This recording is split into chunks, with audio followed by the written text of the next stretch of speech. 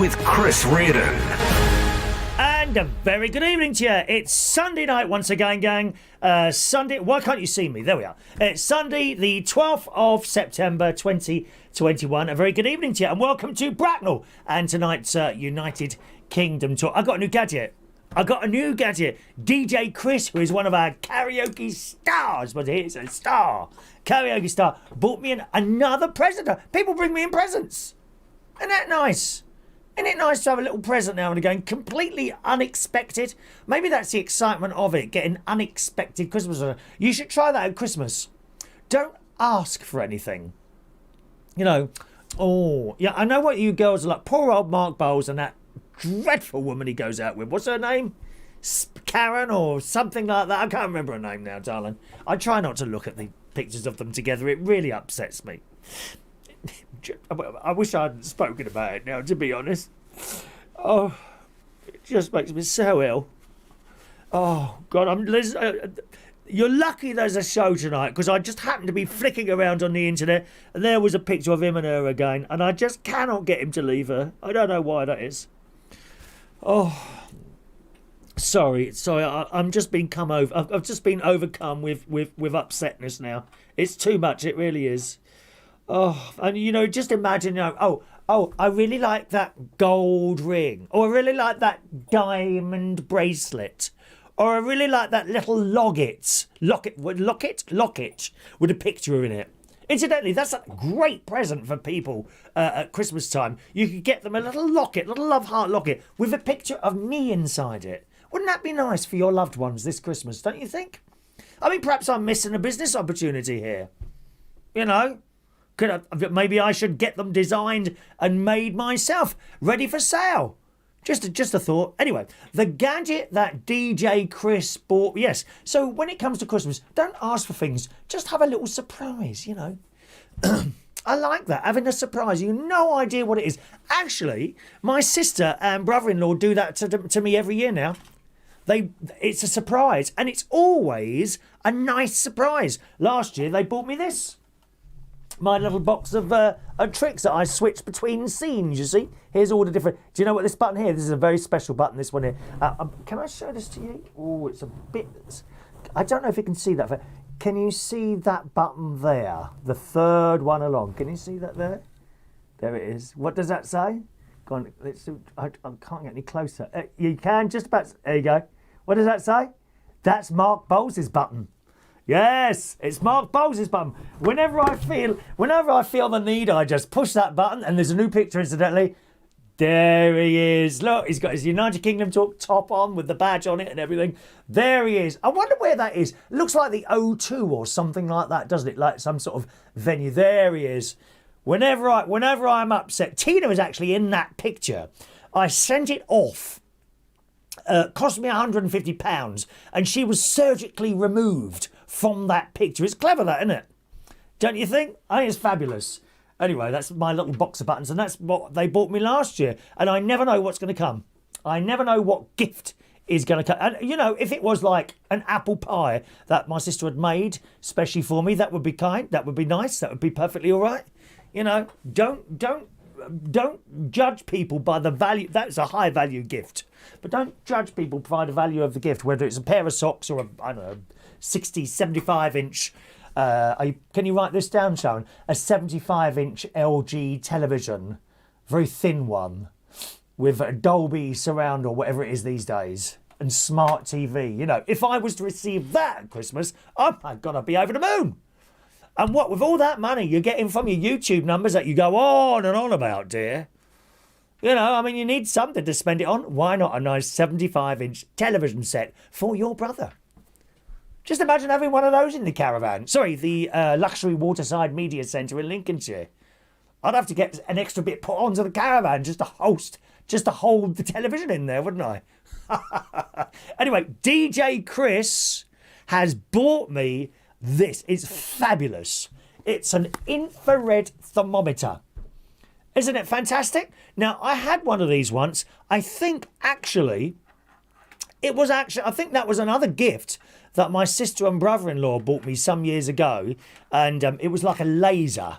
And they had a lovely dog called Bison. You may remember it was a Rottweiler that they sadly lost. It was either last year or early this year. They sadly lost, and I used to torment the dog with the laser.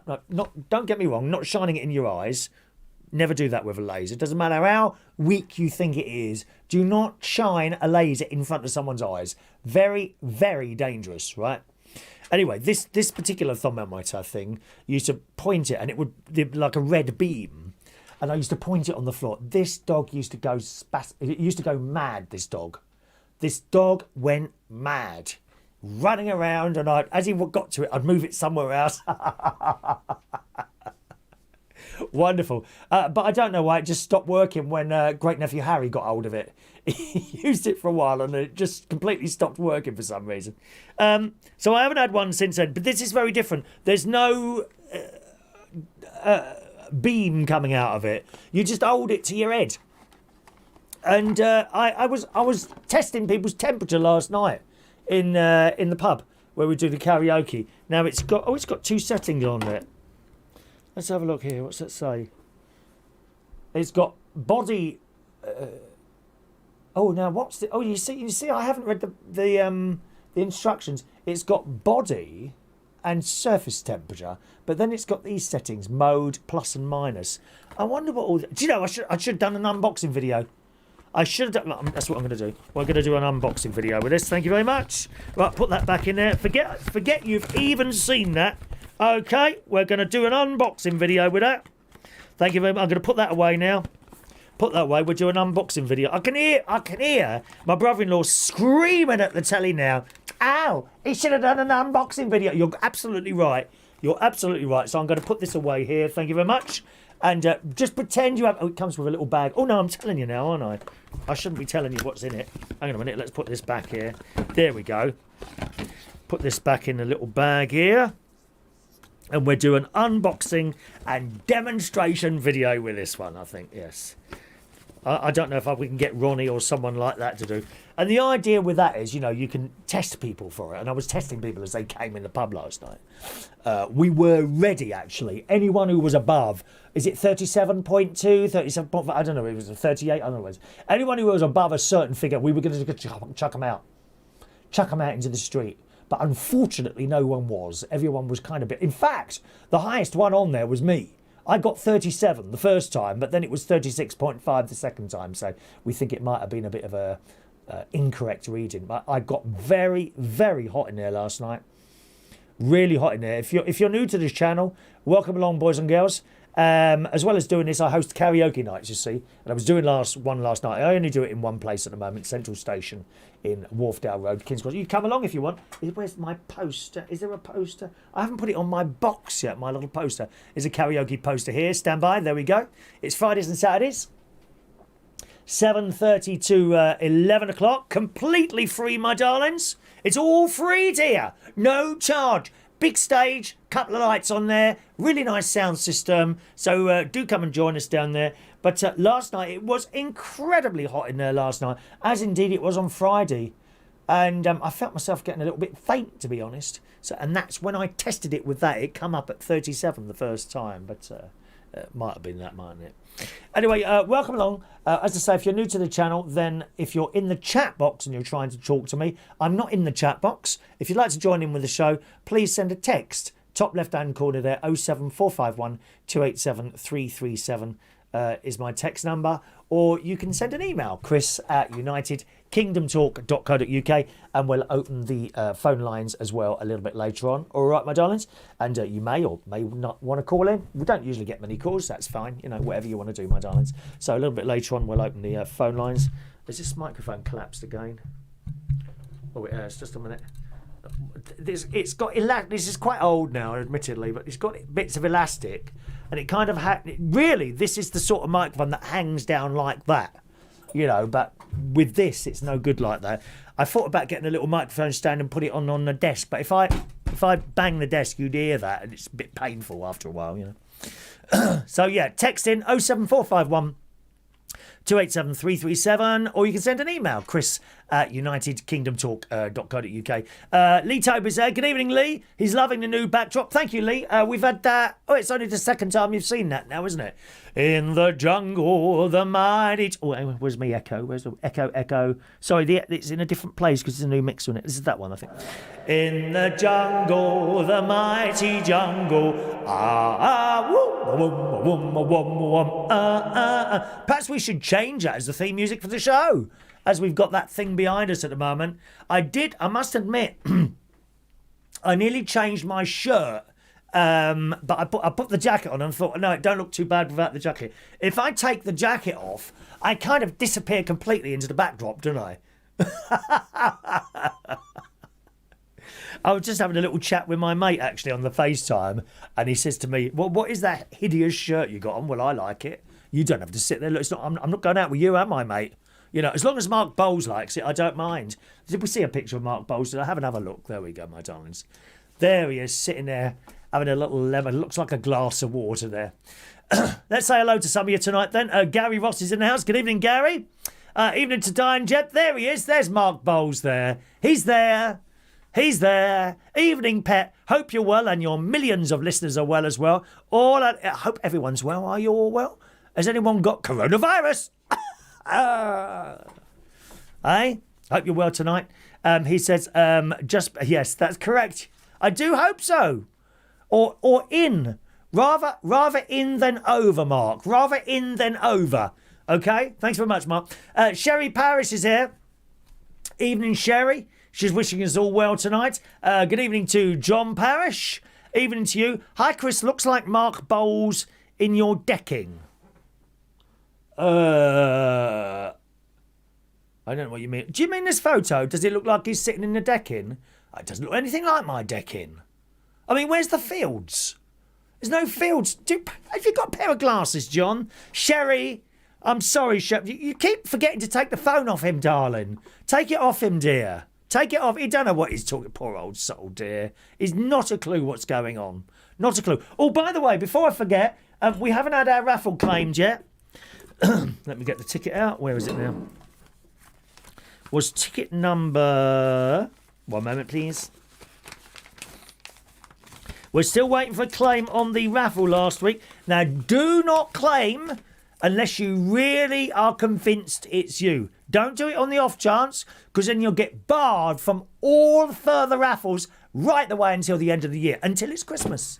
Jingle bells, jingle all the way. You could get mixed up really between piles and jingle bells, couldn't you? They look the same. Oh, I've never had piles. Ain't that funny? You would have thought with all that. It doesn't matter anyway. Yes, 356 was the raffle number. If that is your number, you've won this. Okay? If no one claims it, it will become the prize again in a few weeks' time. But we'll give it a couple of weeks in case anyone's late on the claiming there. All right? So only claim if you absolutely know it's you. If you lost your ticket or something like that, I guarantee you several people will always lose their tickets. And if you claim, then you'll be barred. Unlucky! Unlucky! Don't cheat the system, dear. All these things I've learned over a period of time, you know. People taking little liberties, or liberties, dear. Liberties, that's what they do. Take liberties. Good evening to Jason Hughes. Hello to you. Good evening to George Bond. It's our mate Jeff. Good evening, good evening, Jeff. Still haven't met the new neighbours yet, Jeff. But I'm back here at the Mirable Studios in Royal Berkshire now. Jeff says, hi, Chris, rather a plain jacket for you. Keep looking after yourself. Yeah, that's because of the shirt, you see. Plain, it has to be a plain jacket to sort of break between the background and the shirt. Thank you very much, Jeff. Text 07451 287 337 for the text number. We will also be giving out raffle tickets tonight at some point in the show, or for this week's pen, which is that, with this week's prize, which is a I'm a Chris Reardon Bingo winner 2020 pen. We're getting rid of some of the old prizes. We might as well, darlings, all right? Might as well. Who's this text here from? Just a moment, please. Let me read this one out here, my love. Is that it? Yes, that's great. Okay. Alrighty. First story on our little list today. Oh, I've just closed all the texts. What an idiot. Nice to have the tech service working again, isn't it? First story of the day. I mean, who is this woman trying to convince? There she is. There she is, right? Two of them there. We got the old Instagram. You can tell she's an Instagram fan, can't you? The one on the right, and that's her mother on the left. Her name is Jenny Powell. Now, I seem to remember her, but I'm not quite sure. Is she a TV presenter or what? I'm not sure what she does there. Any idea? This is a story in The Sun. And it says 50. I mean, this woman's on another planet completely. This is which is on another planet. It says 50 is the new 40. Or is it 30? Or is it 20? Now, I don't know who's been sucking up to this woman, but she says, Jenny Powell, that's the one on the left, not that you need to be told, do you? Not really, come on. Jenny Powell is 53, but gets told she seems decades younger, and it's easy to see why. This is what it says in The Sun, okay? It says, with her glossy mane, and, well, I mean, that's dyed for a start, isn't it? I mean, you can tell it's dyed hair. With her glossy mane and abs toned to perfection, she looks as good as ever, and it's all down to hot yoga, clean eating, and a toy boy fiance, Martin Lowe, who's 47. I mean, can a toy boy be like nearly 50? How does that work? I think, you know, for example, you know, I'm 58. A toy boy would have to be 30, wouldn't they? 30, 25, 30. You can't have a 48-year-old toy boy. You could have a toy boy. You could have a bloke that's younger than you, but he's hardly a toy boy at 47, isn't he? I mean, what world are these people living in? What world are these people living in? Anyway, it goes out with this bloke who's 47. I don't know any of these people on here, I must admit. Jenny, remembered for being the glamorous assistant on Wheel of Fortune, which is a programme I never watched. I think that's some years ago. In the 90s, was it? A lot in the 90s. Oh, but, yes, we know. Please, Dan, don't start going on about your bleeding quiz nights again, dear.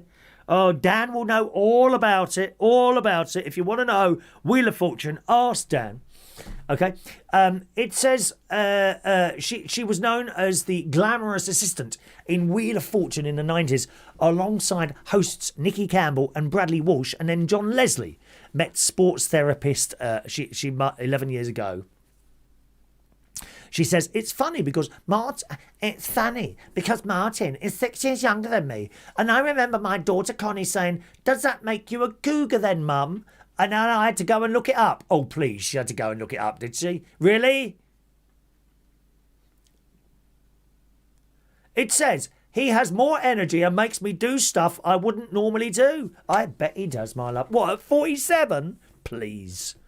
Do you know, if I had a quiz show like The Generation Game or something like that, I think Mark Bowles would be my glamorous assistant. You know, you have someone young and pretty, don't you? Or maybe even Tom Daly, if I could go even younger, down to Tom Daly. But I think he'd try and take over the show, wouldn't he? She likes the camera, little Tom Daly, bless his heart. Oh, he loves the camera, doesn't he, my loves? Huh? Or that boy, who's that pretty boy on Casualty? What's his name? There's a pretty boy on Casualty. Kind of Asian-y coloured skin. What's his name? Can't remember. He's a friend with a fat girl with the ginger hair. He's friends with her, isn't he? I can't remember the names now. I haven't seen. Here was Casualty on last night. Can someone check that, please? I cannot find it on my iPlayer. I was distraught this afternoon. No Casualty again. Awful. What did you have on last night? Where's Casualty? Anyway, back to this. She says her boyfriend has more energy and makes me do stuff I wouldn't do. Like wild, cold water swimming. Why on earth would you want to do that? Why would you want to go in freezing cold water and suffer? It's like these people that go on roller coasters. What's that about? Why would you want to go on something with the possibility that you're about to die and fly off the... Don't tell me they're all safe. We've seen these stories. I mentioned this in the last show, didn't I? We've seen these stories of little roller coasters and they get stuck and the people are hanging upside down and helicopters have to come. Helicopters have to come down and rescue them, don't they? It's awful. No, thank you. You know what's for me at Disney? La la la la la la la la. Even that could get stuck, couldn't it? The little boat on the water, and we're all drowned here. Little characters will still be waving at you. La la la la la la la la la la la la la la la. Do you know? I think I found that at the karaoke. It's a Small World. I must learn that. I wasn't very good with the ABBA. I tried the new ABBA one, actually, on Friday night with very limited success. I did try it again on Saturday night as well, before the camera was rolling. Yes. No, not happy with that. Back to the story, if I can get a word in edgeways. He has more energy. What's it again? He likes wild cold water swimming. She does. He has been into it for years because of all the health benefits. How is it healthy to get in freezing cold water and be cold? How is that healthy? Will someone please tell me? I used to think he was mad, but he has me doing it now. He has introduced me to clean eating too, so I'm aware of refined sugars. He always says your gut health is the core of everything, from appearing younger to feeling it. What's she feeling what, dear? What is she going on about, love? Anyway, she says, I don't take my makeup off at night or drink as much water as I should, but I look after myself with my food and hot yoga 4 times a week. Now, what's hot yoga? That's a new thing. I don't know what that is. I mean, does that mean you're sitting literally in, like, I don't know, like a sauna or a steam room or something like that? Or it'd be like being at Chariots all over again. Lovely place. Very friendly there. She says it's great in your 50s, you know, around the middle bit where your estrogen collects. What's estrogen? Oh, yes. Right, okay. It takes everything up a notch when keeping in shape. You are sweating and it affects your metabolism and hormones, making you feel great. And here we go. Here we go. All Jenny's hard work pays off, and she has been mistaken for being daughter Connie's sister. Really? Let's have another look at that photo again, shall we, darling? I don't think she looks like your sister, darling. I mean, you clearly look like maybe her grandmother even. You clearly look like her grandmother, my love. You do not look, I'm sorry to have to spell it out to you, my love. You do not look like her sister. Now, let me help you out a bit by zooming in slightly to your face. There you go, my dear. Now, do you really think you look like your daughter? I'm sorry, dear, to spell it out. Now, I wouldn't point things out like this to people. You know, if I'm out somewhere and people tell me their age, I'll say something like, oh my God, you don't really look that old, right? Okay. But when you put something in the paper to get attention, you must expect an answer, a reaction or something like that. And I'm sorry, you do not look like your daughter's sister. You look like her much older mother. I'm sorry, there's nothing wrong with that. You're not ugly, very pretty, but you don't look like a 20-year-old, my love. Or even a 30-year-old, or a 40-year-old. You look like a 50-year-old. Sorry to have to tell you that, love. It says Connie, her daughter, hates it as well. Connie loves it, but hates it. Well, the fact that she's mistaken for her sister. Now, my guess is blokes have gone up to her, right, and they've seen her with a daughter, and they've chatted to her because they've got more chance. They think they've got more chance of chatting her up because she looks older than her daughter. And then said to her, to get on the right side, oh, I thought you were sisters. I've done it myself. Done it myself, dear. Is that your brother? Oh, wow. I thought it was your brother. I've done it myself. That's what's happened. And of course, she's believed it. She says, when I first appeared on TV hosting a BBC Two music series, No Limits, I don't know what that is, it was the 80s curly perm and me. To Powell singer Carol Decker started that hairstyle. Really? Well, I'm sorry, darling. I just don't remember you, dear.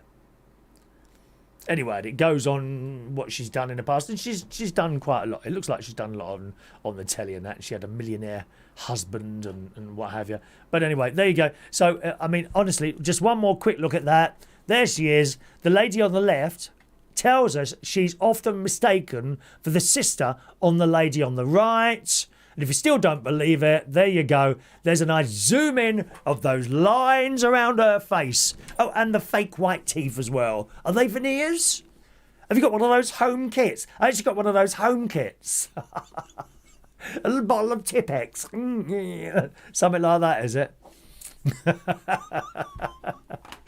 There we are. Some of your texts. Paul in Cornwall. Good evening, Paul. He's been doing some DIY. Were you any more successful than the DIY than I am, Paul? I mean, are you a DIY expert? What particular sphere of DIY did you perpetrate today?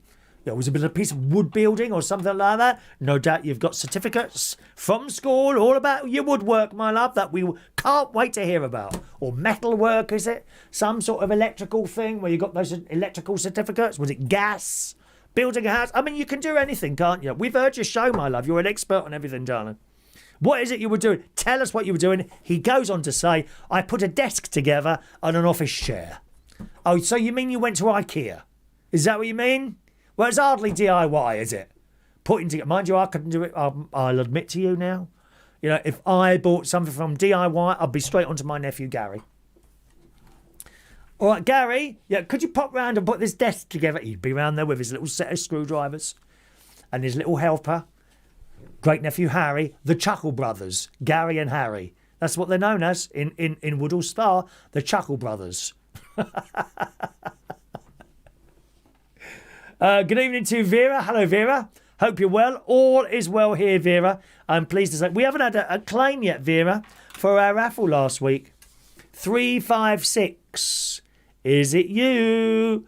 Someone's calling you. I can see the name on the back. You can't see the name. Look at people. I bet they're right up now to the computer screen trying to see through the ticket, aren't you? How sad are you? Jason, Casualty wasn't on. To do with the proms. Really? Hang on a minute. Don't tell me it was last night at the proms last night, was it? Was it last night at the proms? Don't say I've missed that. Oh, hang on. Lee Toby's there as well. One moment, please. Oh, my God. Casualty wasn't on. It was last night at the proms. I bloody well missed that, hadn't I? Oh, I love that. I went there about 2 or 3 years ago. We were so lucky. I knew someone that was working there. Not high up, person who shows you to your seats. There's quite a lot of them work there, and they get tickets, and they don't always get them. But he said I'll try, and I got this phone call a few days before. I've managed to get you a ticket. Don't know where it'll be, but it'll be at the front desk. So me and my mate went there. I had a Union Jack thing on and all that business. It was fantastic. And we had a very good seat in a box, actually. We were in a box. It was amazing to be at last night at the proms. Very, very difficult to get tickets for that. I was just very lucky at the time. Wonderful. Oh, well, I can watch that on the iPlayer anyway, can't I? Last night at the proms.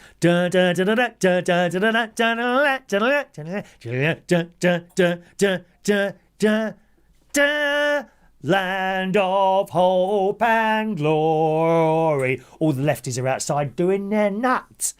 Oh, we shouldn't be singing that. It's really offensive to people. Well, don't go then.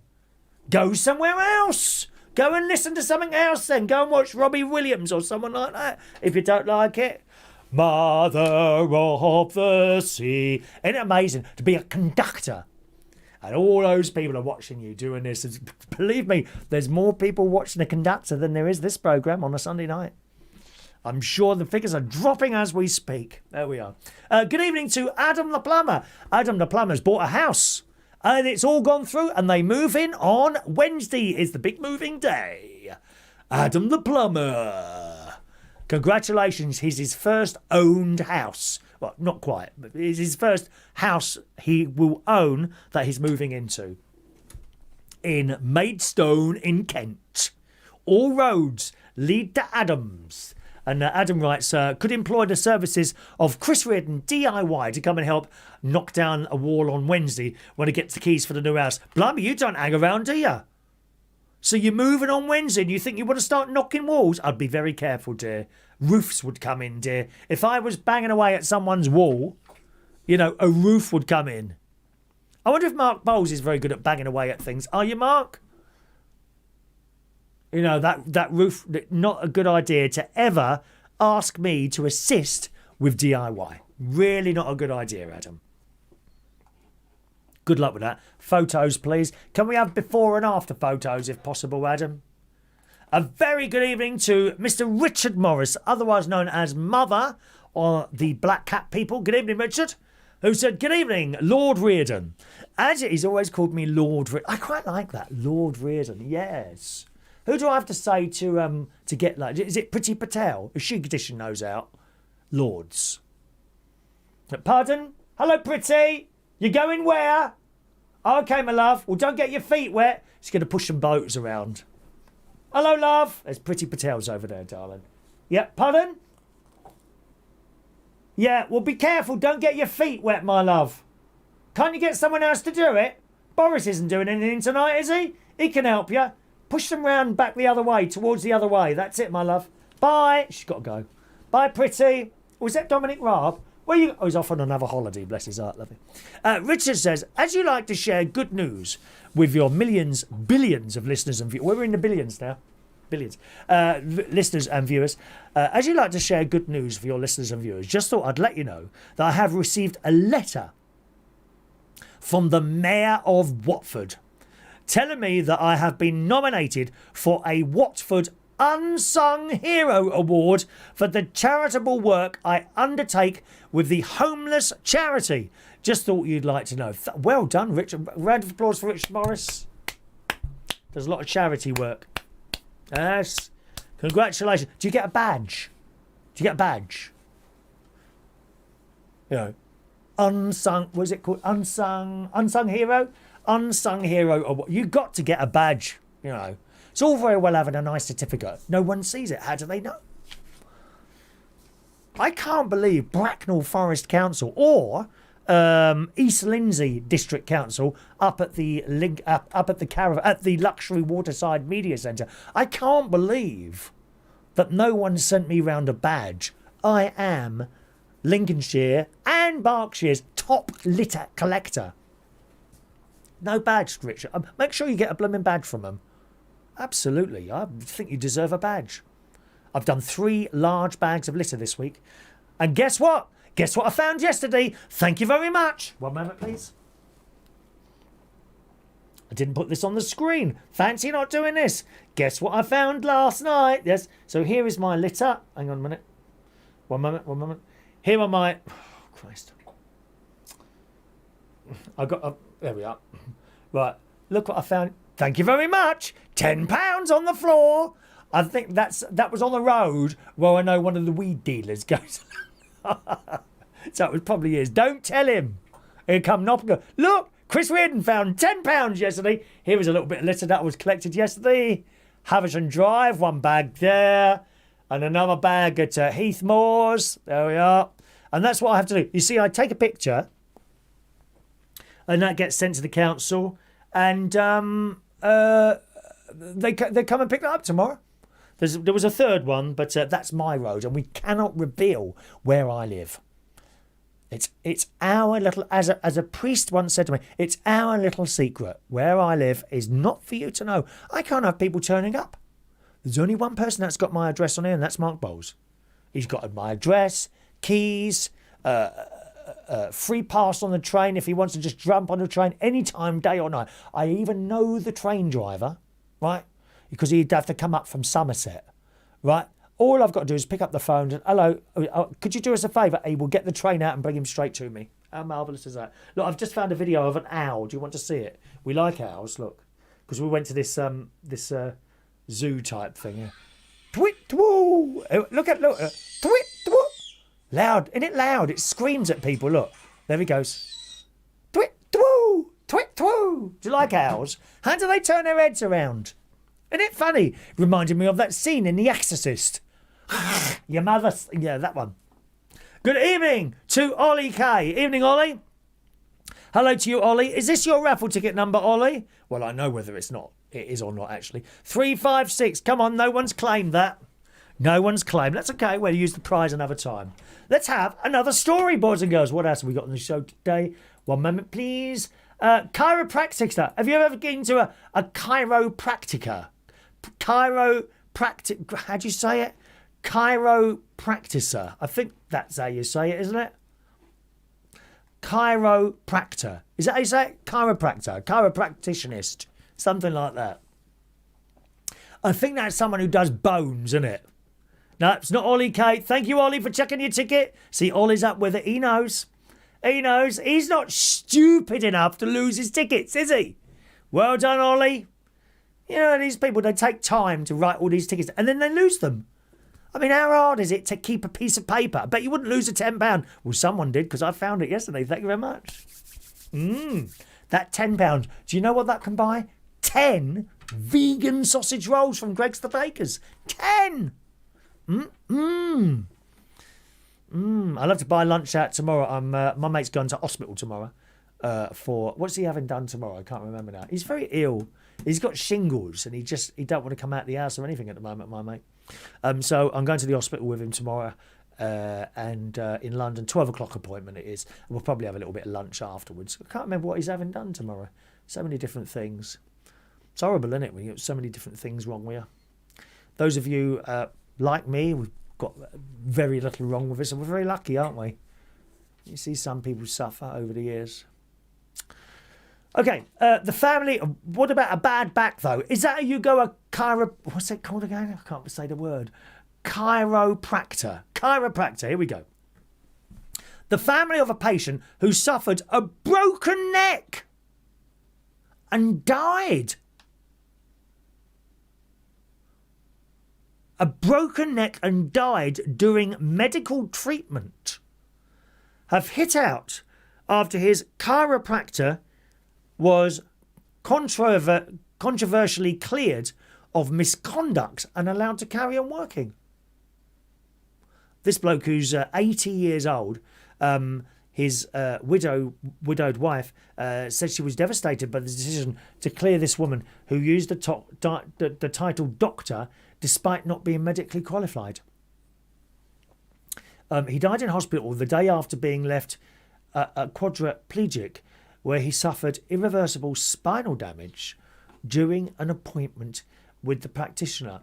Now, you see, that's the sort of thing that stops me going to see someone like that. Now, I must say, over the years, in fact, I think, if I'm right in thinking, Richard, our friend Richard, has been before to have something done with bones and things like that. And, you know, you might have a bad leg or bones and you go and see, and they start stretching you and banging you about and all that. And I've met people who said it was wonderful afterwards. It felt so much better. But then you see a story like this where something's gone a bit wrong. I mean, I don't know anything about bones or anything like that. You know, maybe she hit it in the wrong place. I don't know. It says paramedics were wrongly told by the chiropractor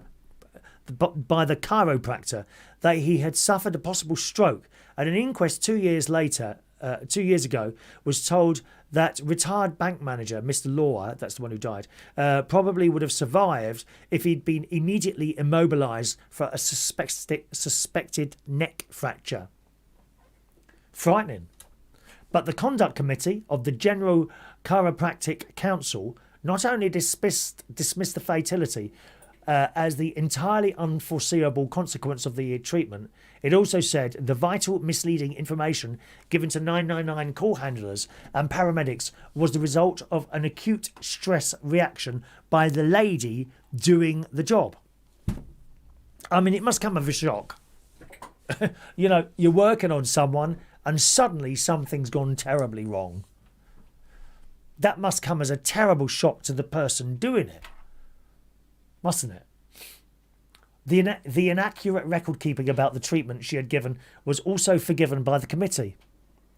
It said she was not inherently a dishonest person. In deciding to clear her of unacceptable professional conduct, the committee concluded the lady, Mrs. Sholton, was suffering, this is in the Daily Mail, from an acute stress reaction at the time of this unprofessional behaviour, and accordingly that behaviour was not deliberate but rather inadvertent. And I kind of do get that a little bit. I think there's very much a blame culture these days. When you go and see a doctor or have something done at a surgery and something goes wrong, people want money. Oh, I want money for that. I want money for that. You know. And of course, it's very easy to say if nothing's actually happened to you. But I would tend to say, okay, fair enough. You've done your best. Thank you very much. That would be my sort of take on that. Whereas I think an awful lot of people, maybe most people these days, well, you've done that wrong. Thank you very much. That's £100,000, please. And remember that £100,000 comes out of the NHS funds, which maybe the bloke down the road who's going to have a heart attack in 2 years' time or whatever, maybe there won't be enough ambulances because you took £100,000 out of the kitty. You know what I mean? When I was a boy, I used to have all these metal braces on there, little bits. Sometimes it wouldn't be done, or something might go wrong. You know, these bits of wire would be tightened, and then I'd go away, and then the next day there might be a bit of wire sticking up, which shouldn't happen, but did. So I'd have to go back again for them to sort it out. Now that's a very, very minor thing, but you can just see some of these parents. Well, you shouldn't have done it. They've done it all wrong. I want compensation. Compensation culture. That's what it is. I had a mate who ran a pub, you know, and this woman, she was drunk as anything, and he refused to serve her in the end, and then she tripped up. She says her heel got caught in between two floorboards and she fell over. Took it, the insurance company took it over. £10,000 she got for that. £10,000 for tripping over in a pub. Blame code. They're always looking for someone else to blame, aren't they? You see it on the telly all the time. You know, when a politician or someone like that gets it wrong or gets caught going on holiday, and they go on and on about it, on and on and on. You know, or the general population, this is done for them. Unfortunately, it means 10% of the population don't get anything done at all, and then they blame them, but they did their best. I can always see that people have done their best to do something, and if something went wrong, well, that's how it goes. But that's me, you know, that's me. I'm sure one or two of you are the same as me, you know. An accident is an accident. This looks like an accident. I don't think for one moment that she made him die purposely. Something went wrong. Something went wrong. And I think sometimes things go wrong, even if you follow everything to the letter as well, you know. I do think that as well.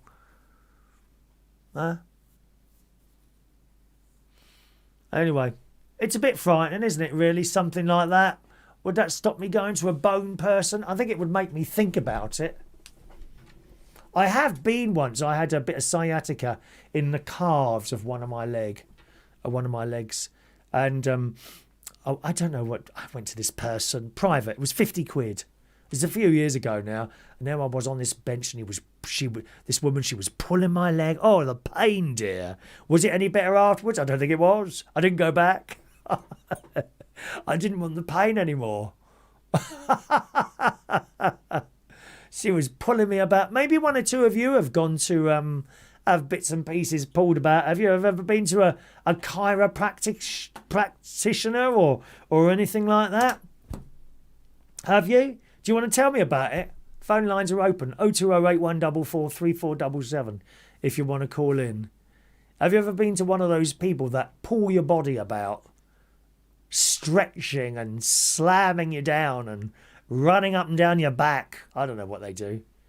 You ever had something done like that? And we've all seen the ones on the telly where they go, okay, Let your neck go. Okay, just relax, And I go, click, sod that, mate. What if my head comes off? Mind you, it wouldn't be so bad for me, would it? If my head came off, right, I could just be placed in a box here in front of this camera and carry on. No problem. As long as I get the neck bit with the vocal cords in it as well, wouldn't it? Eh? Anyone else had that done? Want to call in about it? 0208 144 3477 if you've had anything like that done. Give us a chat. John Parish, owners of our site, purchased back a caravan today from old couple for £5,000. This is John used to own a caravan on a site. No, he still owns a caravan, I think. Unfortunately, he went on a bit of a dodgy site where the caravan owners are not particularly happy. John's one of them. And he says, the owners of our site, I don't know the name of the site, purchased back a caravan today from old couple for £5,000. 10 minutes later, it was up for sale for £27,000. Robbery. 20 years old. £27,000 for a 20 years old caravan. It's a bit much, isn't it? Blimey. But caravans are expensive at the moment. They really are, because a lot of people want them, because they weren't able to go away, so they buy caravans instead, don't they? They don't really. I don't think people look into it enough, really. The whole caravan buying type thing. I was lucky with mine. I only paid £8,000 for mine, didn't I? And that's old. 19. I think it's got to be 25 years old. My caravan. Gosh. John says you'll get a blue plaque when you die on your house wall for all the work you do to keep Britain tidy. I hope so. I'm waiting for the badge from the council. George says it's not my ticket either. Thank you, George. Well, I don't think anyone's going to... I've got a feeling no one's going to claim this, but we'll carry on. We'll do it once more again on Tuesday. Ollie says, my Domino's pizza took over 2 hours to arrive. That's when compensation comes in. Absolutely, you should have that for nothing, Ollie. 2 hours for Domino's pizza. Now, listen, I'm not being funny. Is it your mum that buys, your mum or dad that buys the pizzas, is it? Or is it you, Ollie?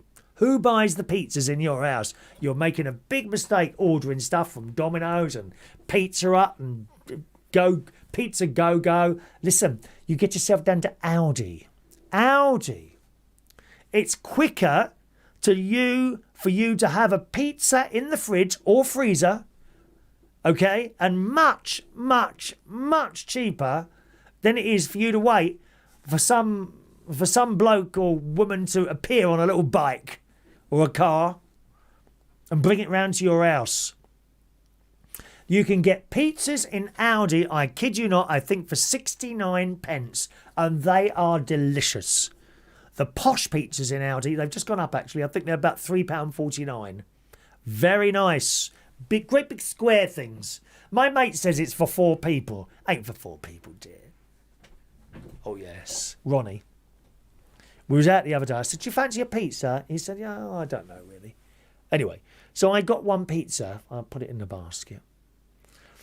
And I thought he was choosing a pizza. Anyway, got to the till. So I said, where's the other pizza? He said, aren't we sharing that one? I said, no, we're not sharing that one. Share a pizza? Sorry? Have you gone mad, dear? Go and choose one. Oh, no, I won't have anything then. I said, go and choose it, but no, I won't have anything. Well, you ain't having any of this. Share a pizza? Thing like this big square thing it was. Or was it an oval? Might have been an oval. I think it was oval. Yeah, they're the same pizzas in Aldi as they are in the Co-op.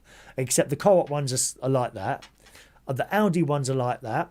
In the Co-op, it's £5.65. In Aldi, it's £3.49. Thank you very much. Quid's in. And a lot cheaper. Even at the Co-op, if you buy the one in the Co-op, a lot cheaper than getting something from Domino's. Don't waste your money in Domino's. Live within your means, Ollie. You will learn that, please. Ollie says, my Uber Eats driver was called Alice. And an Eastern European man turns up at my door. Sorry, but you're not called Alice, he says. Well, you don't know that, mate. There's some very, very strange things going in the world, Ollie. I'm sure you will learn all about them at school. Alice. Hello, mate. My name's Alice. Probably a lorry driver as well. Talking of Uber drivers, Oh my God. So last night, I finished work last night, coming on the A40 Westway. I've come down off there to go round through Shepherd's Bush. I've got to the roundabout where there's this like big water tower, Thames Water, on the on the roundabout just before Shepherd's Bush, near Westfield Shopping Centre. Okay, going around the roundabout, and you're just coming around the other bit where it's like 20 mile an hour, and suddenly the car in front of me, it was a Prius. So I knew it was an Uber driver. Gotta be Uber driver. Prius. The scum of the earth are driving Priuses, boys and girls. Don't ever get a Prius, because you'll have a terrible name. You will be known as an Uber driver. Worst drivers on the road by far. Anyway, so this car is in front of me. I'm so far back, and the back door opened a little bit. I thought, oh God, what's that? Someone's about to run out, without paying the money. No. And while it's moving, this car is moving, this back door is opened, and I saw a woman's head out like that, about to be sick on the road. Has that ever happened to you? Have you ever been sick in a cab? How awful is that? I didn't actually see sick coming out of her mouth. But I said, she's holding this door while it's moving along, and her head's out like that. Oh, no. No.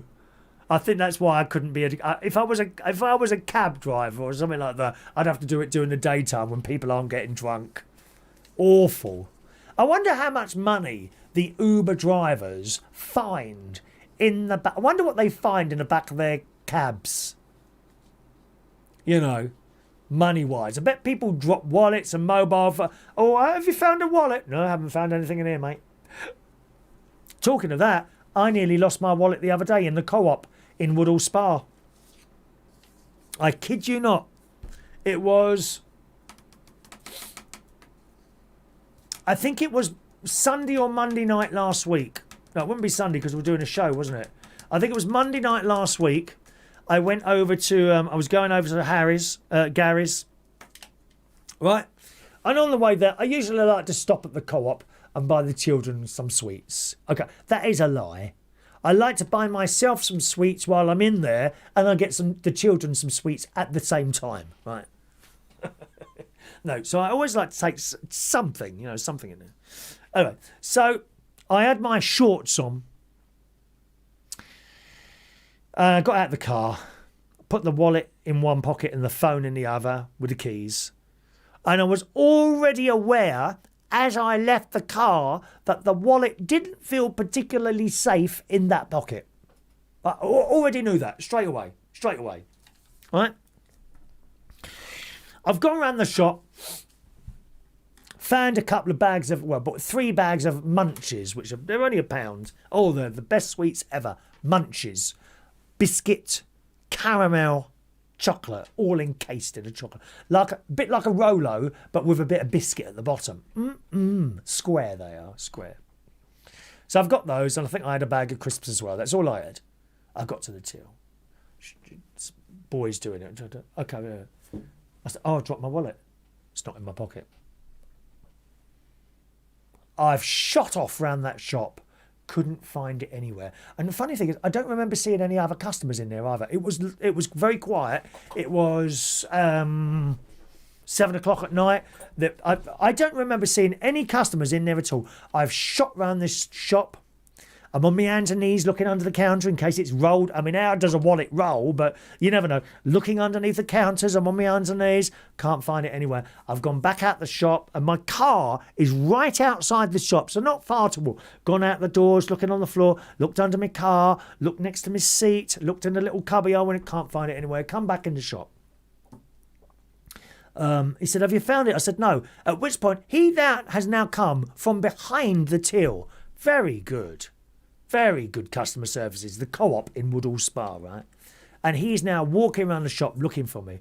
And we got back to the checkout and I said, well, I'm ever so sorry. I said, I'm going to have to leave these things here.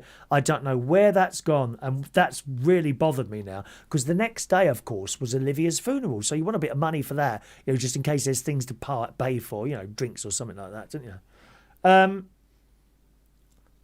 Oh, and he said, let's just have a look one more time. And we've come round by the fruit and veg. And there's an older bloke stacking shelves. And he says, you haven't seen a wallet, have you? And the bloke says, oh, yeah. I said, oh, thank God for that. I said, it's a brown one. He said, yeah, that's it. He's gone out into the staff room, come back out, and is a lady with him as well. She said, there in her hand is my wallet. I said, do you want to know my name? Check it on the card. And what was it she said there? She said, no, I've already checked. She said, I can't remember what she said now. Oh, I think my driving licence. So she would have seen the photograph on the driving licence and all that business. She said, no, that's all right. I said, where was it? And she said, two young girls handed it in. I said, I didn't see anyone else in the shop. She said, they must have been behind you. She said, they handed it in. There was £100 in there and credit cards and all that business. I think that's the first time I've ever lost a wallet. I'm sure it is. How lucky was that? And I said, do you know the two girls? She said, well, they come in here sometimes, but we don't really know who they are. I said, I'd really like to thank them, give them something. But they didn't really know who they were, so I couldn't do anything. Anyway, I had a look outside and I couldn't see anyone around. I said, how lucky was that? Nearly lost my wallet. Worse than that, I wouldn't have been able to have my cheese onion crisps. Thank you. Ollie says there's always the day drinkers if you do mini cabin. Yeah, I suppose there is. Well, I mean, we got one on here now. We got a day to. She's always on the wine. I'm not going to mention her name. Is she here today? Let's see if I've got a message from her. I don't want to upset people. You know me, dear. I'm just the pinnacle of discretion. I really am. No, I can't see her on here, but there is. There's probably one or two people here.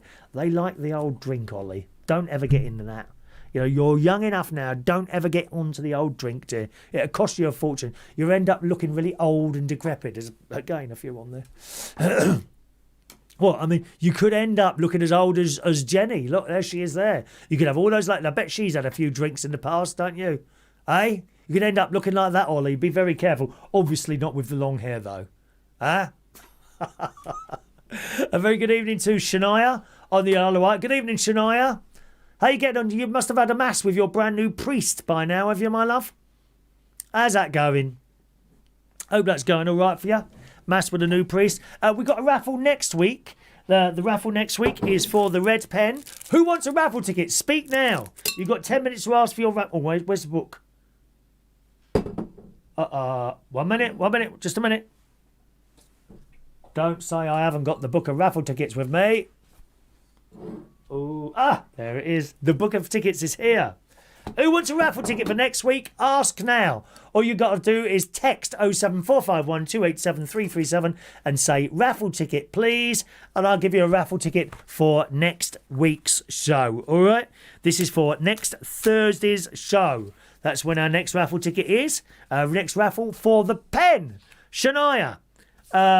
He's very nice, our new priest. Really miss our previous parish priest, though. Yeah, I know what you mean. Those of you that used to go to church, who remembers the very first parish priest? I do. Father Symes. Wonderful man.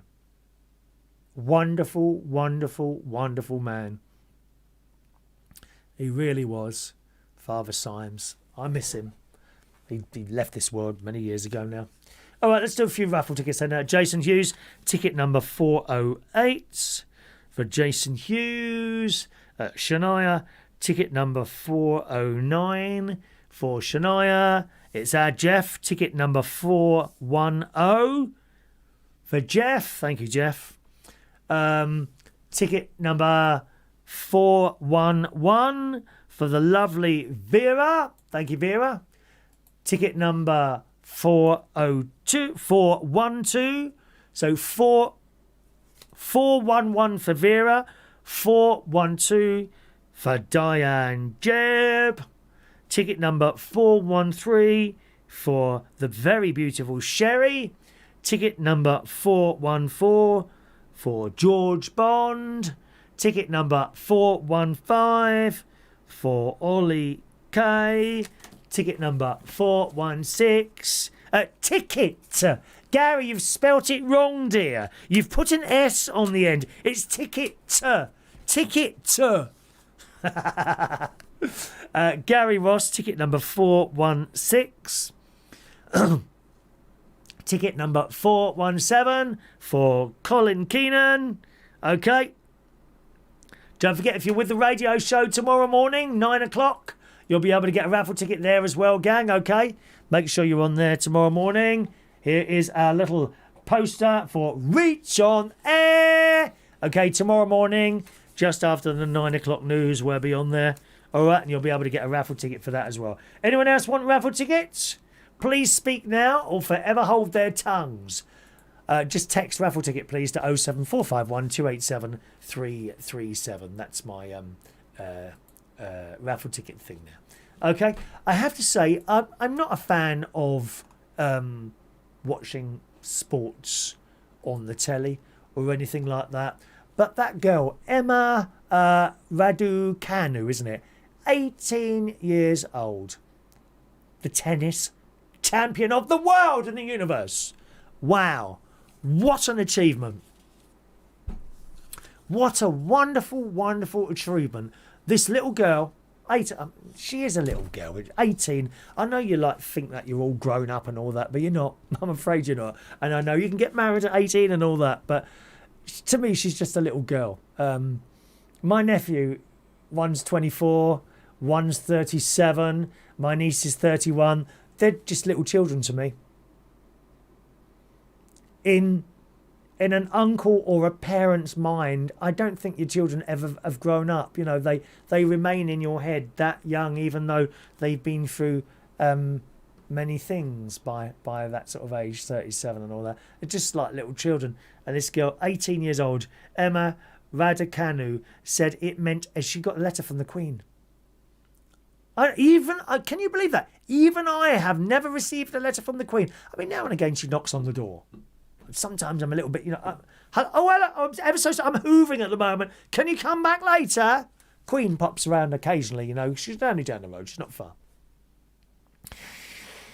Anyway, she's won the tennis. British tennis superstar Emma Raducanu said it meant everything to get a letter from the Queen congratulating the teenager on her astonishing US Open victory on Saturday, and revealed she's planning on framing the note from Her Majesty. Well, you would do, wouldn't you? You absolutely would frame a note from Her Majesty. And you put it up where everyone could see it, wouldn't you? I mean, I'd be carrying it around. I'd have little posters, stickers made out of it and put them all around the car so people could see it.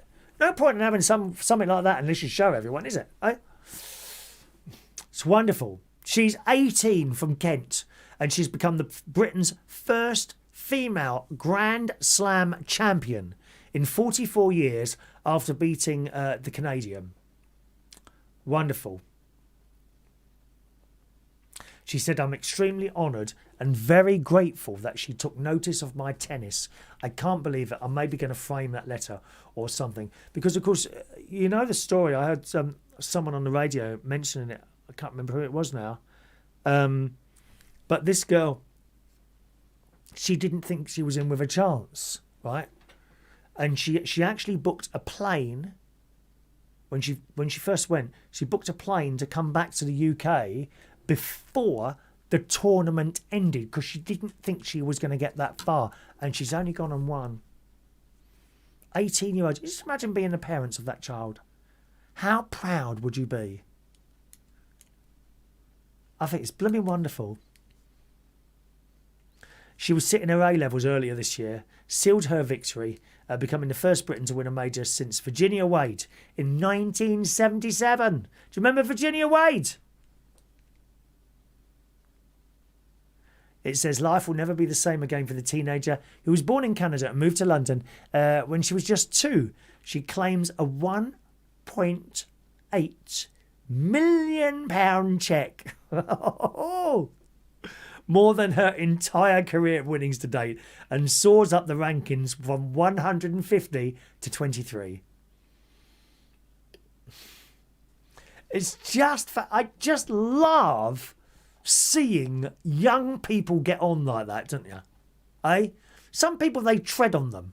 They tread on them because they're jealous, because they're going to get somewhere. You know, they think they're going to steal their job or something like that. I love it. She said, "Thank you to everyone here in New York for making me feel so at home for my first qualifying match all the way through to the finals." Just wonderful. So good luck to her. Good luck to her. I don't know if any of you watched it at all. I'm not a particular person that watches any sorts of sports at all on the telly. Not my cup of tea. Vera says that if you need to change the date on your poster. What poster? What poster?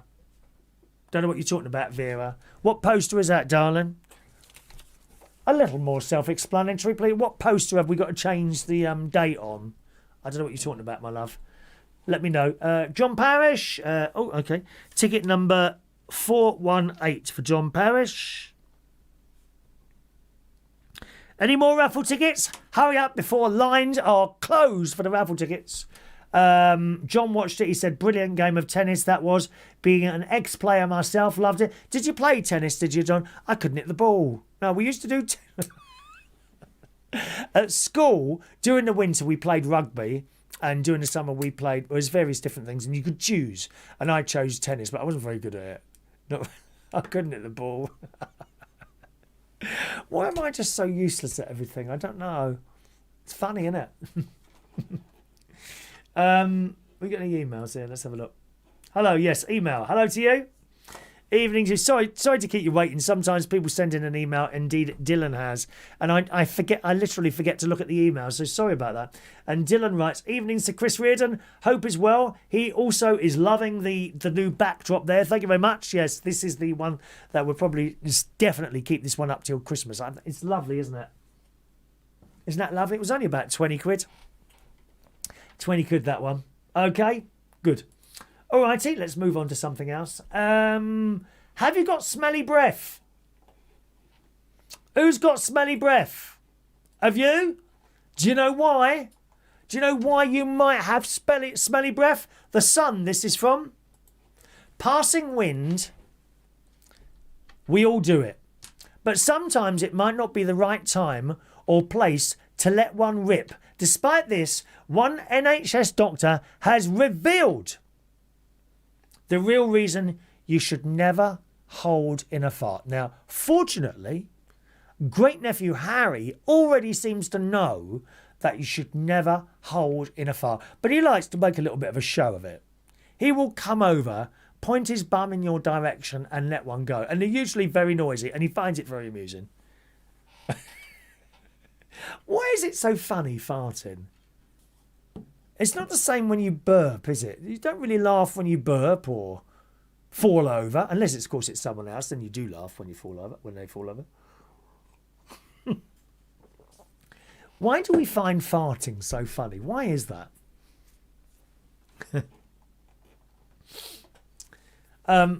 This doctor explained that on average people fart 14 times a day. He joked, the more the merrier. If someone tells you they don't fart, they are lying. And you should disown them immediately. Or they have got a bowel obstruction, which is a medical emergency. Or you don't want a bowel obstruction. You could burst. Terrible things could happen. You could burst with a bowel obstruction. The mess. He cautioned if you hold in a fart far too long, it can be reabsorbed into your blood circulation and breathed out when you exhale. That's why they got smelly breath. They've been holding in the farts. Isn't that awful? It could mean your breath smells pretty bad.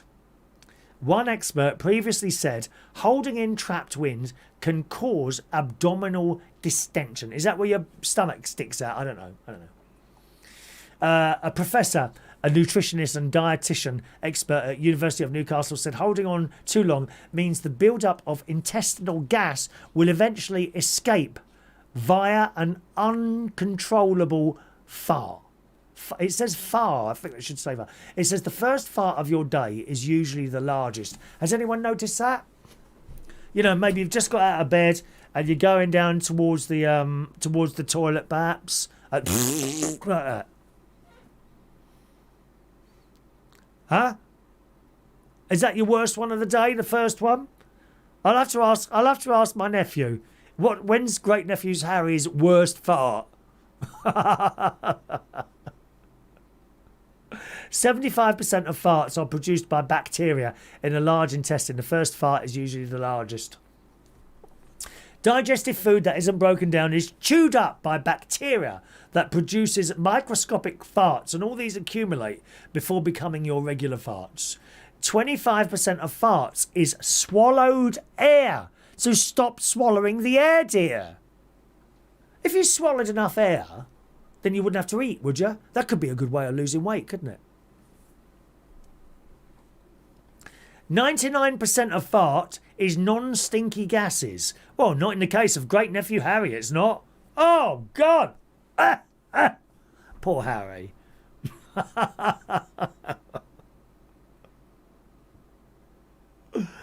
It says it's non-stinky gases such as hydrogen, carbon dioxide and methane. He added that hydrogen and methane are flammable, which is why you can light a fart on fire. Can you do that? Although he was clear to point out this was not recommended. Or what you might get a blowback from the from the lighter, mightn't you? Very dangerous. And it could go inside you and burn you from the inside out. I'm not having a good time at the moment. The other day, I was talking about spiders that could crawl into your mouth and eat you from the inside out. Now it's farts that can burn you from the inside out. It's all over for the human race, you know. The 1% of farts that do stink are volatile sulfur compounds like hydrogen sulfide. Isn't that poisonous? The noise of a fart is a combination of the anal sphincter vibrations and the percussion of the bum cheeks against each other. I'm reading this from The Sun. I'm not making this up. Fart velocity and bum hole tightness determine the sound, which is also known as anal embouchure, Dr. Karan added. Another doctor previously highlighted you should let out your farts to avoid your burps smelling like you just let one off. The doctor also says if you're holding a fart, you can cause yourself heartburn as well, bloating and pain. There you go. That's because I'm not farting enough then. That's why I get the heartburn. I need to... How can you force yourself to fart? That's always a bit dangerous, isn't it? Trying to push one out. Very dangerous, dear. Huh? I'm going to close the phone lines now. I'm fed up waiting for people to ring. Lines are closed. Too late if you wanted to ring today. Unlucky. Lines are closed. The gas could come out as a smelly burp and make your breath stink. Imagine doing a burp that smells like a fart. Well, I think a lot of the people who come up and ask for karaoke songs are like farting through their hair. Awful, awful. Dreadful. Let's have a look. Ollie says I made a tune out of them. Oh, you don't fart along to tunes, do you, Ollie? Please don't tell me you do that.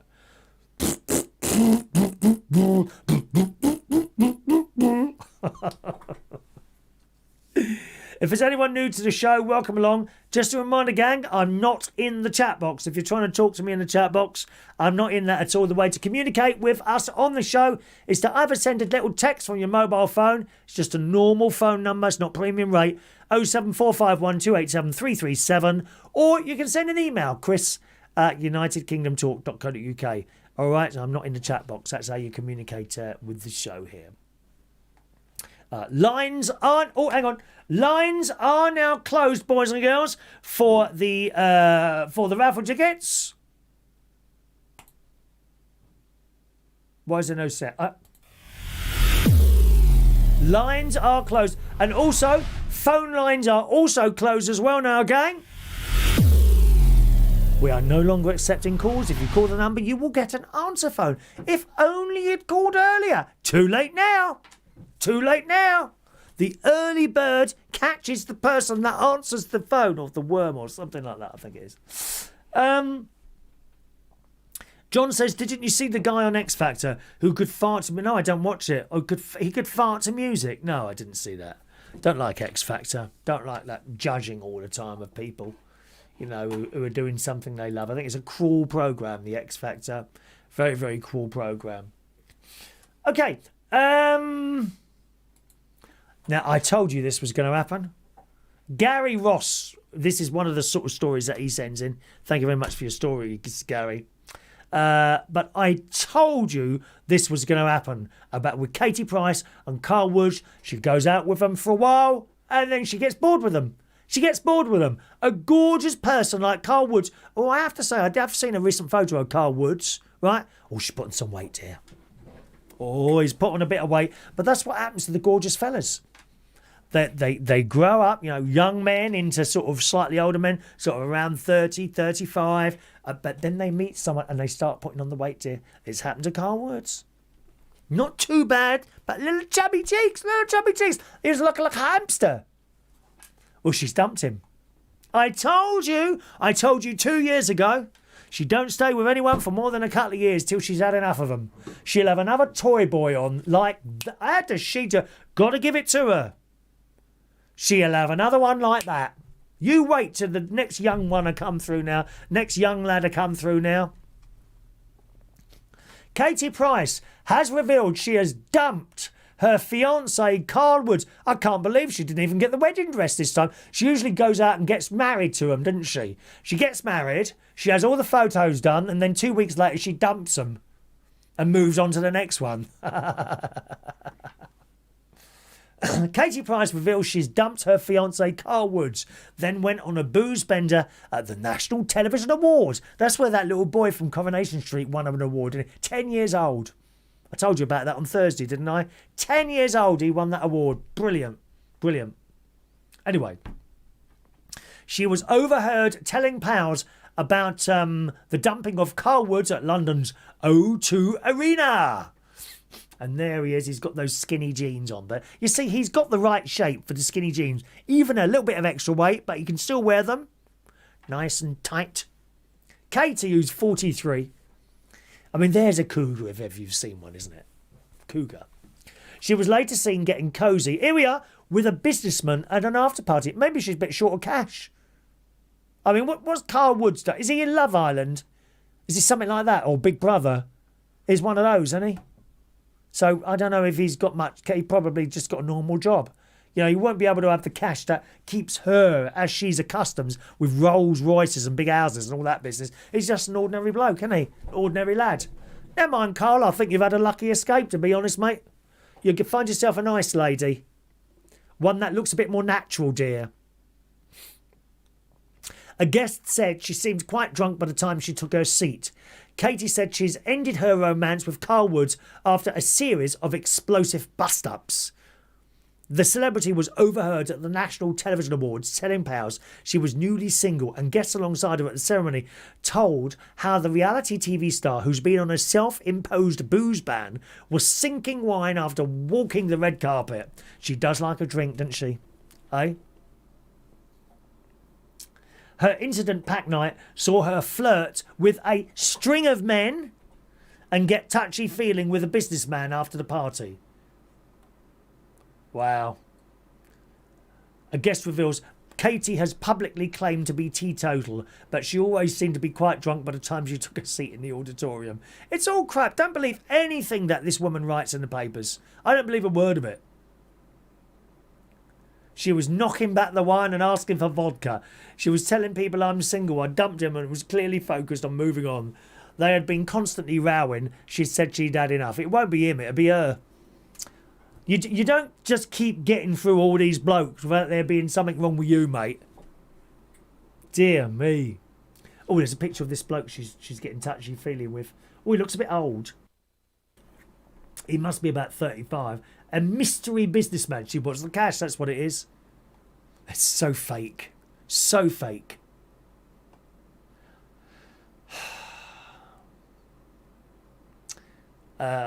Mum of 5, Katie, and car dealer. Oh, he's a car dealer, Carl. Oh, he'd probably have a bit of money then. But not like the money that she requires to keep her, you see. Carl is 31. Began a whirlwind romance in June 2020. Oh, so it's about a year, is it? after they were initially introduced by a mutual friend. They got engaged this April, with Katie describing her new love as Prince Charming. On Thursday, she was heard telling guests that the pair's holidays to St. Lucia in the Caribbean had been right, and that they argued all the time. She's bored with him. That's what it is. You see, the trouble with her is she has to have all the attention, yeah? If you want to go out with Katie Price, you got to take the back seat. And you may be with her in her pictures when she decides that you are with her. Huh? I'd say, Carl Woods, please, you've had a lucky escape, mate. A lucky escape.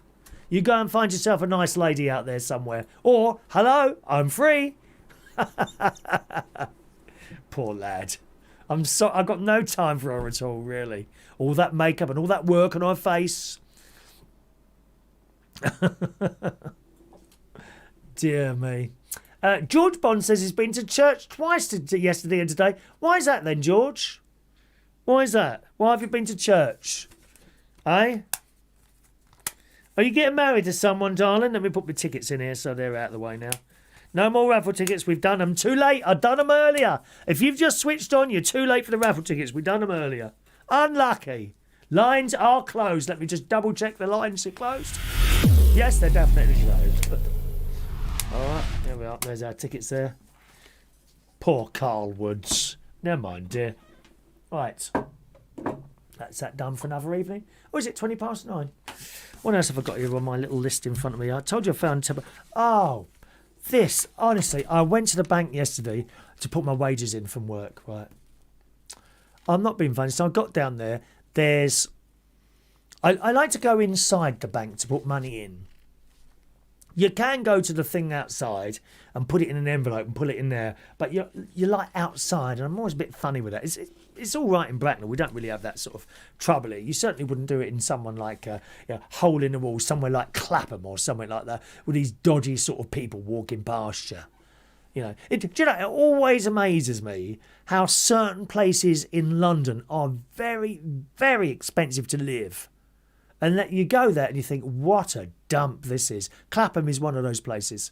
I think it's an absolute dump, Clapham. Absolute. And Camden Town as well. It's a dump. And yet you would probably never be able to afford a house there. I certainly wouldn't. Rents, I don't know. To rent a room, £250 a week. A room! It's a dump. Clapham's one of those places. Awful. When I used to DJ at that place in Clapham, I used to worry walking from the door to my car to get home. Couldn't wait to get out of there. Anyway, so I went down the bank yesterday. I've gone inside and there is about 7 people gathered around this money in machine. Money in and money out machine. There's 2 machines in there. There's only one of them takes the money to put in and the other one just gives it out, right? So I've stood behind all these people. And there's a boy standing there as well. A nationwide boy, standing there. And I looked up and I thought, there's no one at the counters. So I've gone, excuse me, sir. Yes? Are you putting money in? I said, that's right, yes. Oh, okay. Only it'll be quicker at the machine. Well, there's no one up there at the moment. Oh, yeah, but that doesn't mean they're not doing anything. Oh, he said, trust me, it'll be quicker at the machine. Okay. And I thought, shall I argue? I thought, no, I can't be bothered. There was no one up there's 2 counters open, no one there. Right. He obviously didn't want me to go up there. He was about 25, this boy. So I've gone back to the machine and this bloke's pushing buttons and then he takes his receipt and they just stand there. Why do people do that at bank machines? They've got the receipt, move away from the damn machine. There are other people waiting to use the machine. They just stand there looking at this. Come on, get out of the way. Anyway, so he's got there and not him, but the 7 other people with him then started moving towards the door. And I thought, why has it taken 7 people standing around the machine? What are they all doing in there? Answer, nothing. Just being bleeding nosy, I suppose. So I've gone to the machine. I'm putting the card in, and this Nationwide boy is hovering around the machine now. He's got his suit on, member of staff. Just put your pin in. Yeah, thank you very much. And he's standing there watching. I thought, that's a bit odd. Anyway, so that's it. He said, if you just touch the... I know what I'm doing. Touch the deposit button. So now I'm looking, where do you put in the bit? I couldn't remember because I hadn't used that to put the money in for a while because, of course, I've not had any money coming in, you see, no cash. And I'm pushing buttons here. He said, if you just put the money straight and you don't need to push it. I said, excuse me, are you new here? Well, I've been here a few... Are you new here? Well, I've been here a few months. Right. Well, I've been coming here for 25 years or more. I know what I'm doing. Please go away. Okay. And he went. In fact, hovering around this machine while I'm trying to do my business. How rude is that? You don't know who it is, really, do you? He might have been looking at my number, what I put in. 2222. Might have been watching that, mightn't he? Don't know. Some people are just over helpful. The worst place is Curry's. Oh, you can't go in there and browse, can you? No. Can I help you? No, I'm just looking, thank you. Well, what are you looking for? I don't know yet. I'm just looking. You must know what you're looking for. We go away. F off. Oh, I can't bear it. Leave me alone. You know what I mean? Curry's is the worst place for that. John Lewis is pretty good. Anything I can help you with, sir? No, it's okay. Just looking. Okay, thank you. I'm over there if you need me. Perfect. They hound you, don't they? They hound you. George has been at church because he's been helping out in church because it was an open day. Is it like a bazaar or like a jumble sale or something like that, George? Do you have Christmas fairs at church? I bet Shania has a Christmas fair at her. Shania, do you have Christmas fairs at your church where people do homemade cards and wreaths and little floral arrangements and that sort of thing? Is quite nice, isn't it, eh? Is that what you do at church? Anyway, that's the boy at the bank. What else have I got to tell you? Great karaoke's this weekend, I have to say. Really good. Friday, once again, very busy on Friday. Unbelievably hot in there, though. The air conditioning no longer works. There's a couple of things in there that don't work anymore. One's the air conditioning, which is just a big thing at the top of the door. It doesn't really do much, but it certainly used to blast out cold air, although probably not enough for that venue. That's not working at all anymore, and the lights don't work properly either. So it was incredibly hot, especially on Saturday, on Friday, and I was so tired. I can't tell you, because of course coming down from Lincolnshire, I leave the caravan 2:30 in the afternoon, and I get back here at about 1 o'clock in the morning. And I always have a shower now after work, just in case I've picked up any coronavirus particles on me. You never know, they stick to you.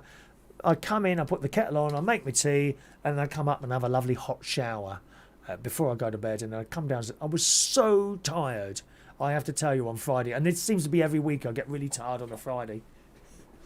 I suppose because of the long drive and all. It's not so bad coming this way, but certainly coming down from Lincolnshire. And, of course, we had it last night as well. So that was really busy. Saturday night was okay. Could have done with a few more people, but we had enough to make money for the pub and what have you. Yeah, it was okay. It was all right Saturday. Nice little night.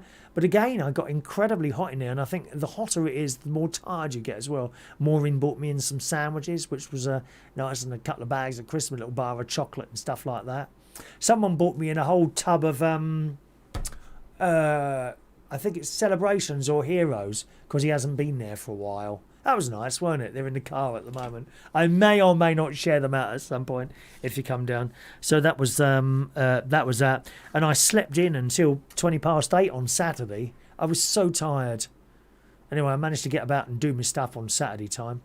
And then today, I woke up 7:15 in the morning this morning. So I got up, had breakfast. I went out and did litter picking. 8 o'clock in the morning.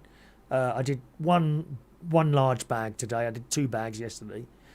And came back here, had my breakfast, done the church thing on the internet, and then I went swimming. I thought, I don't think I want to go swim. I'm just so tired. Anyway, I got in the swimming pool, and I was doing like about 4 or 5 lengths, and I thought, you'll be all right in a minute. 5 lengths and then 6 lengths, and I thought, I'll do 30 instead of 60 today. And that I always do that. I always do that. I say, well, I'll just do 30 today. And it gets near 30. I say, make it 40. And then I get to near 40. Oh, we'll do 50.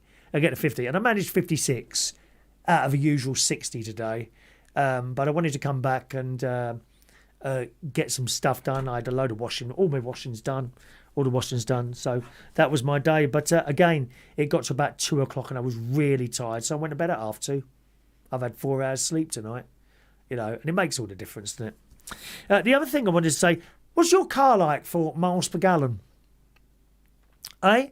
Now, you know how economically I drive. I've got a Toyota RAV4. It's a hybrid car, just coming up to about 2.25 years old now it is, right? I don't know what it is, but the miles per gallon seem to be going up. And last night, on the way to work, my little reading on the computer, on the thing, told me 89 miles per gallon. I can't believe it. 89 miles per gallon. Now, I know some of you are like petrol heads and understand about cars and things. Do they give better miles per gallon as they get older or something? I've got about 33,000 miles on the clock at the moment.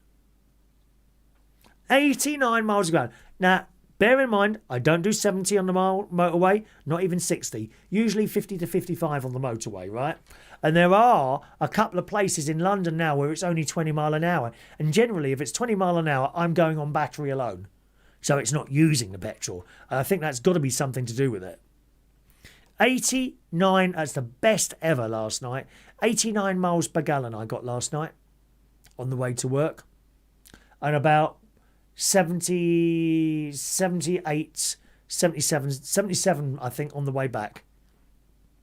Marvellous, isn't it? What do you get miles per gallon? Or don't you know? Maybe you don't know.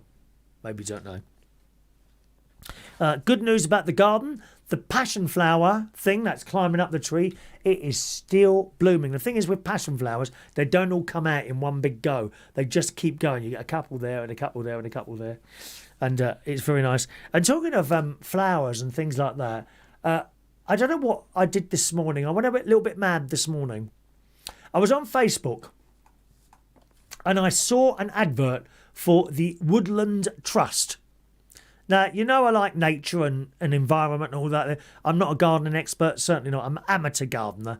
Amateur gardener, right? Okay. But as time is coming on, I'm starting to recognise what certain plants are and where they should go and that sort of thing. I don't have a garden that's has a period where it's covered in flowers, more as a few flowers here, a few flowers here, a few there, a few there, a few there, as the season progresses, right? Anyway, I saw this advert on Facebook for the Woodland Trust, so I thought I'll have a look at that. And they're selling trees. I thought, oh, let's see what trees they're selling. And I ordered some. I ordered, because I quite like the idea of this, the bee-friendly garden mix, okay? The bee-friendly garden mix, which I think is three trees. It doesn't say now. Why doesn't that say there? Oh, it did say there. Hang on, where is it? Add to no, it doesn't say. Quick view. Where's the quick view? It doesn't say. I think that includes 3 trees. That you get 3 trees for that. And I also ordered. I also ordered 4 hawthorns.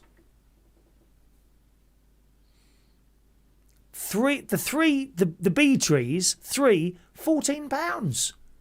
I thought, blimey, that's cheap. Because I've seen trees at the garden centre, silly prices. 25, 30, 35 quid for the small ones. and then much dearer as you go up. But these are like the hawthorns were £8.95. The hawthorns, right? But you can get a pack of 4 for £14.95. 4 hawthorn trees, and they got little white flowers. And I thought, do you know what? They look really nice. They will around my house. Anyway, so I ordered these trees, so 7 of them. And as I'm coming back from the swimming pool, I thought, where on earth are you going to put 7 trees? Well, it just seemed a good idea at the time. I bought them because they are all good for bees, you see. And I thought, well, you can put them in the communal area. The council don't mind. I've had the council round before when we have tall pine trees here, and sometimes they lean over quite far. Then you report them, and generally they come and have a look and decide whether or not they need to come down or not. And they literally do it straight away. Man, so you start hearing the sawing going out there. A bloke come round once in a while, and he says, knocks on the door, you know. He says, is that one over there? Yes, please, mate. He said, okay. Then he stands there and looks around, and he sees, you know, all these plants and things that are in the communal area. I said, I see you've spotted my plants. We're not really supposed to do that, are we? He said, well, actually, he says, if we see that plants and things have been planted and they have improved the area, we're happy with that. But if you ever dump a load of rubbish somewhere, we'll come down on you like a ton of bricks. Well, like a ton of bricks, you know. He said, then we do people for that. He said, but you've really improved this round it. It looks wonderful. And that was it. So the council are quite happy. If you're improving what's there. Remember, those trees, once I put them in the ground, they're no longer mine. They will then belong, I suppose, really to the council. But it's nice to do stuff like that, isn't it? Do you like growing stuff and planting bits and pieces in the ground? I love it. I love it. And I'll see those grow. The instructions on here, planting and care information, it says if you plant it between March and September, it'll be a sapling. It will be growing fast and need planting as soon as possible. Plant it immediately that you get it. So that's what I've got to do with all 7 of them. And I don't even know where they're going to go. They certainly can't go in. Some of these trees are 20 metres tall. I hope to be able to still be here when they get to that stuff. But obviously you wouldn't want to put them in the side where the sun comes in. So the sun comes in that way for me. It doesn't come, I'm not south facing here. It comes from kind of over that way. So you wouldn't want to put them there. You put them that way because the sun doesn't come that side, you see. So I could put them that side. The only thing is there's already quite a lot there. So I'm thinking maybe at the back. We'll have to find someone. I don't even know we're going to plant these damn trees, do I? Oh, well. Anyway, so if you want to have a look at that, and as I say, these things they're very, very cheap there. It's the woodlandtrust.org.uk. If you want to go straight to the shop, it's shop.woodlandtrust.org.uk. And there's so much on there. Very, very reasonable prices for trees. And they're saplings. I think they say they're about 30 or 40 centimetres, which would be probably about knee height. But they grow ever so quickly. Because I've got one tree out there. I've got a horse chestnut tree that I grew from a horse chestnut. And I've also got an acorn tree out there now that I grew from an acorn. That's out the back there. That's that high so far. I should take a picture of it, actually, and we can see it grow, perhaps together over a period of years, all right?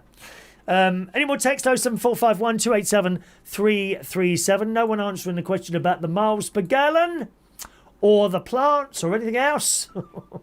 I'm not wasting my time tonight. Woodland Trust, annoying boy and bike. One of the things it says on the thing, was there a sword fight? Because when I was doing the litter picking today, I found a sword. Okay, it was only a plastic one, like a child's play sword, like that it was. I found one of those today in the old litter collecting. Cut my tongue last night. Yeah, look, come closer. I'll show you the cut. What was I doing? I think I was eating one of Maureen's sandwiches, actually, and I suddenly bit my tongue. What makes you bite your tongue? Why does that happen? Why do you bite your tongue? Look, come closer. And the blood was pouring out, dear. I thought it was never going to stop. It does actually stop very quickly, doesn't it? A tongue bite or something like that, and they recover very quickly. Sometimes you get an ulcer come up when it's damaged, but that hasn't happened this time. Fortunately, I'm glad to say. And let's have a look. Cities in the world. What is your favourite city in the world? I expect some of you have been all over the world, have you? Where have you been? And what is your favourite one? Oh, we've got a super chat. Someone sent in a tip. Mr. John Parrish, a £1 super chat. Thank you, John. It's a £1 super chat from John Parrish. Thank you, John, for your tip tonight. Much appreciated. Much appreciated. Good evening to Adrian Richardson, who says you need to clean your tongue with a tongue scraper. I don't think so. Why should I do that? Why should I do that, Adrian? Look, it's very clean, my tongue. Thank you very much. Might have been a bit of toast that I had before we came on the telly tonight. Actually, huh? The Daily Mail. What's your favourite city? Come on, you must have been to a few cities in your time. What's your favourite one? Maybe it's London. We got it all in London, including the traffic, you know, and Extinction Rebellion blocking up all the roads. The Daily Mail reports San Francisco is the best city in the world right now, according to Time Out. Now, I haven't been there.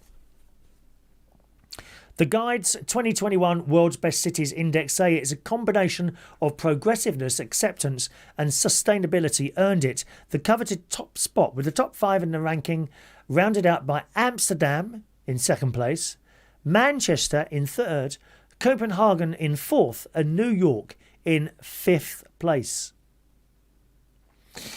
The ranking was drawn up via a survey of 27,000 global participants in hundreds of cities around the world and the expertise of Time Out's global network of local editors. So number 1, San Francisco.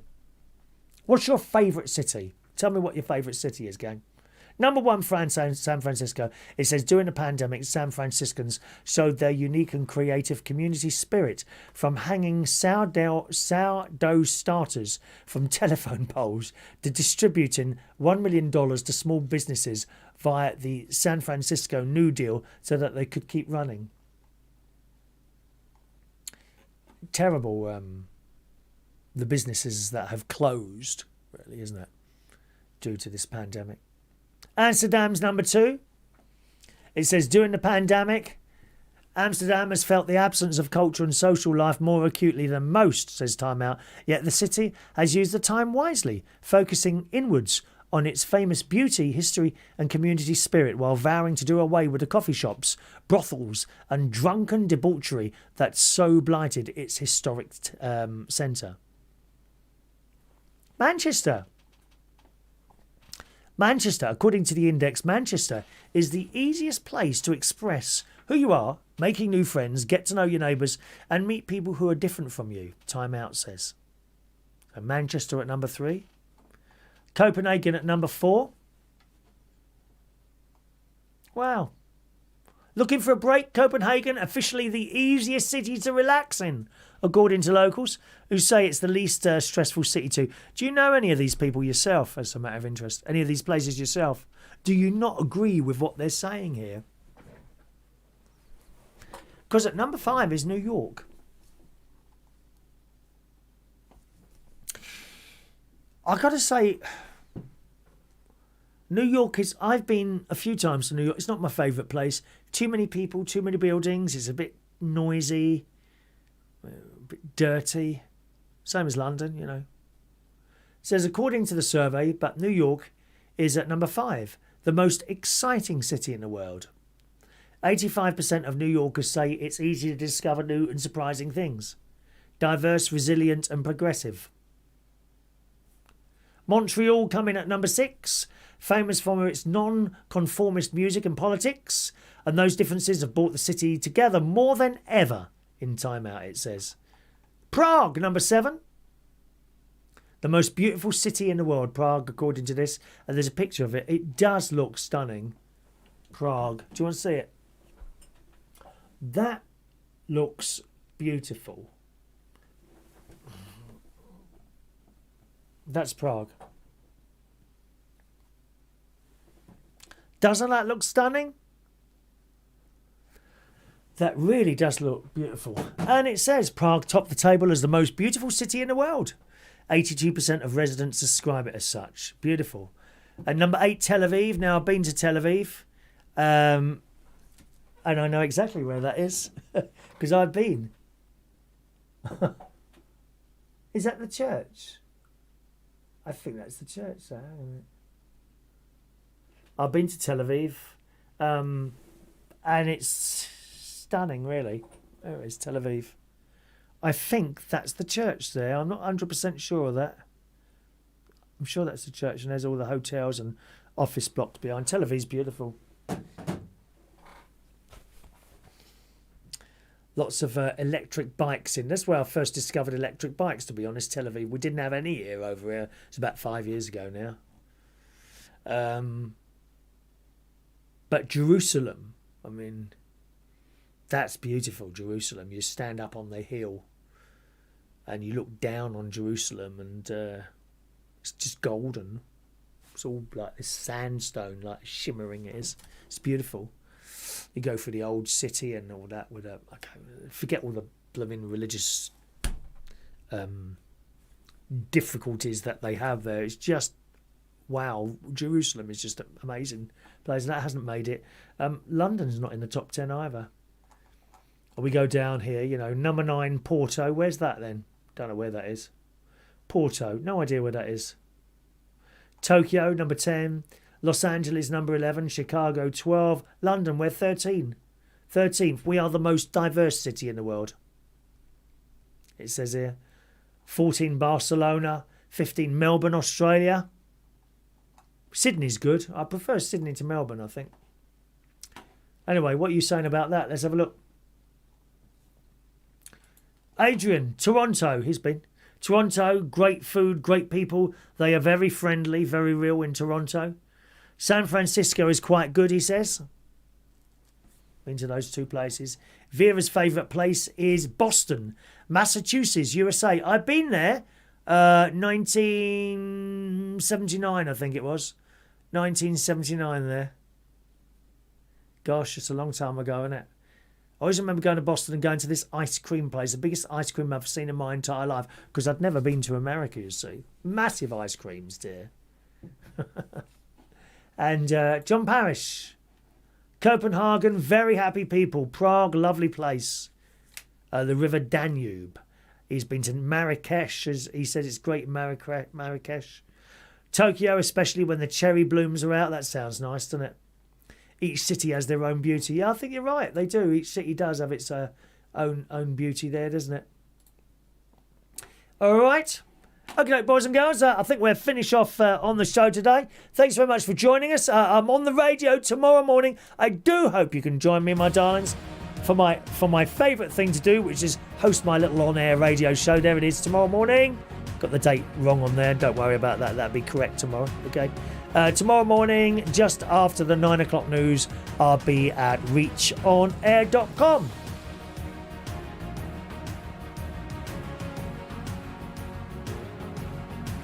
Thanks for watching. Thank you very much to John, who sent in a tip tonight. If you could do the little like thing on your way out, that'd be great. And there'll be another chat show for you on Tuesday morning, Tuesday evening, Tuesday night at 8 o'clock. Enjoy the rest of your Sunday night. Thanks for watching and listening. Good night now.